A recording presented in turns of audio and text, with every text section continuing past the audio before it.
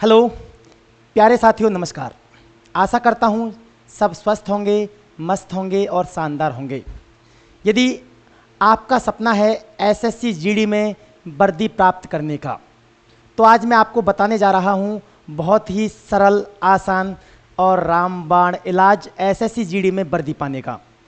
प्यारे साथियों, आप सब जानते हैं कि एसएससी जीडी में आपको 4 सब्जेक्ट से प्रश्न पूछे जाते हैं, जिसमें मैथ से 20 क्वेश्चन, रीजनिंग से 20 क्वेश्चन, हिंदी से 20 क्वेश्चन और जीके जीएस से 20 क्वेश्चंस।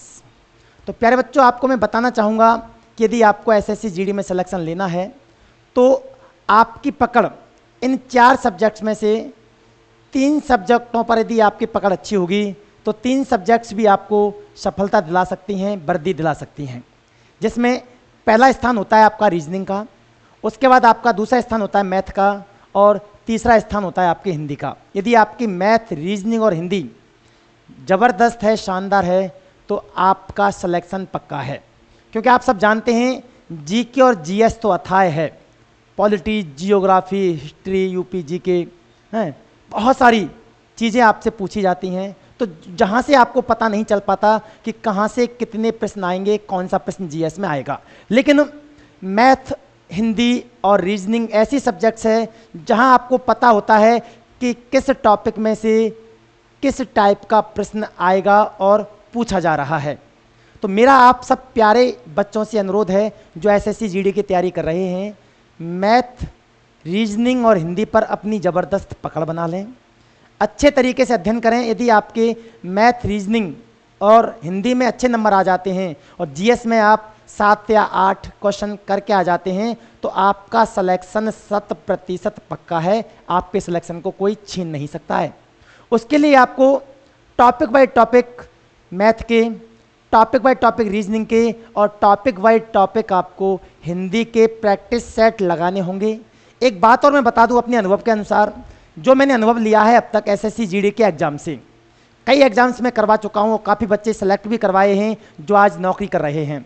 तो आपको प्यारे बच्चों में बताना चाहूँगा कि आपके एसएससी जीडी में जो क्वेश्चंस आते हैं वो क्वेश्चंस आते हैं प्रीवियस ईयर के जो पेपर हुए हैं। ये नहीं कि एसएससी जीडी के ही पेपर हुए हैं, नहीं, जितने भी पेपर जहाँ हिंदी, मैथ, रीजनिंग और जीएस आती है, चाहे वो यूपी पुलिस के हुए हों, चाहे आर्मी का पेपर हुआ हो आपका, चाहे आपका आरओ का हो, पटवार का हो, ग्राम विकास अधिकारी का हो, किसी का भी एग्जाम आपका हुआ हो, जहाँ ये सब्जेक्ट्स आते हैं प्रश्न वहीं से ही पूछे जाते हैं।